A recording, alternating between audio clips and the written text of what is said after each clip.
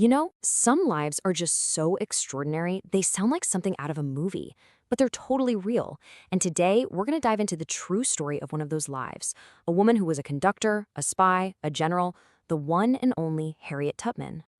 So it really makes you wonder, right? How does a single person born into the absolute worst circumstances imaginable become a legend? Well, that's what we're here to do. Let's unpack her incredible journey. And to really get it, you have to look at all the different hats she wore. I mean, conductor, spy, nurse, general, suffragist. These weren't just job titles, They were whole chapters of her life. So let's get to know the woman behind all of it. Okay, so our story actually starts not with Harriet, but with a little girl named Araminta Ross. They called her Minty. She was born right into the brutal, harsh reality of slavery in Maryland sometime around 1822. I mean, from her very first breath, her world was defined by violence and forced labor. And the cruelty she faced, it's just hard to even imagine. As a child, she was beaten and whipped. But then, as a teenager, something happened that would change her life forever. An overseer, in a fit of rage, threw a heavy 2-pound metal weight, and it hit her right in the head. That injury was devastating. It left her with lifelong seizures, but also these incredibly powerful visions, which she believed were messages from God. But here's the thing. That spirit of resistance, it was in her blood, and she had an amazing role model. Just listen to this. This is what her mother, Rit, told an enslaver who came to take her son. "You are after my son, but the first man that comes into my house, I will split his head open." Wow. Can you imagine? That kind of fierce defiance, that absolute refusal to back down, that's a lesson Minty would carry with her for the rest of her life. And that very lesson is what fueled the single most important decision she would ever make, the choice to run. This was it, her call to adventure. And just look at this. This document right here, this makes the danger so real. This isn't some storybook fantasy. It's a real runaway notice from 1849. She wasn't Harriet Tubman the legend yet. She was Minty, a fugitive, with a $100 reward on her head. And that was a ton of money back then. Her mindset was just absolute. She wasn't just running away from slavery, she was running towards freedom. Her own words say it all.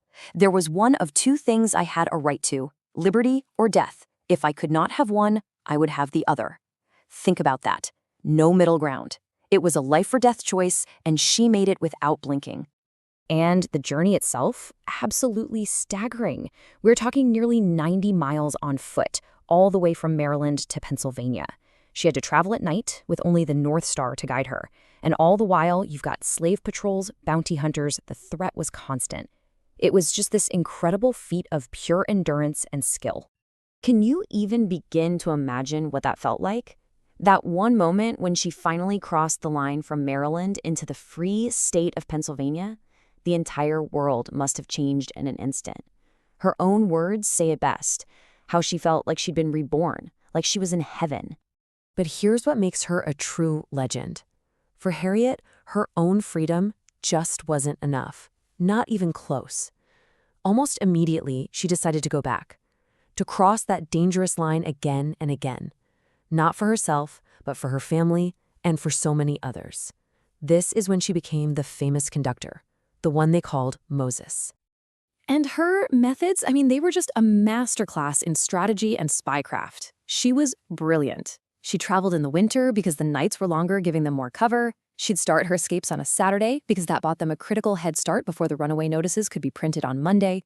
She used disguises. She sang spirituals that were actually coded messages. And yeah, she carried a revolver, not just for protection, but to make sure that if anyone got scared and wanted to turn back, they wouldn't risk the safety of the entire group. And did it work? You bet it did. Over the course of about 13 incredibly dangerous trips, she personally guided around 70 people to freedom. 70 people, including her own elderly parents. Just think, every single one of those journeys was a life completely transformed. And people took notice. The great Frederick Douglass himself, this guy was one of the most famous abolitionists in the world. And he wrote to her, basically saying that her quiet, dangerous work in the shadows was more heroic than almost anything he'd ever seen. Coming from him, that's just wow. You've probably heard her famous quote, "I never ran my train off the tracks, and I never lost a passenger." That wasn't just bragging, it was a fact. Her record was perfect. She never, ever lost a single person. But her fight was bigger than just rescuing individuals, one by one. When the Civil War exploded, she saw a chance to go after the whole rotten system. So she went back south, but this time, she wasn't just a rescuer. This time, she was a soldier. And the scale of her impact just went through the roof. Just think about this for a second. In 8 years on the Underground Railroad, she guided about 70 people to freedom. But during the war, in one single day on a military raid, she helped liberate over 750 people in one day. This was a whole different ballgame. So how'd she do it? She became a spy and a scout for the Union Army. She'd go behind enemy lines and gather critical intelligence. The perfect example is the Combahee River raid. She's the one who guided Union gunboats up this treacherous, mined river in South Carolina, leading them straight to the plantations where they could free all those people. And get this, because of her role in that raid, she is widely considered the first woman to ever lead an armed military operation in U.S. history. Let that sink in. A woman, born into slavery who couldn't read or write, planned and led a successful military raid. She is, without a doubt, a true pioneer.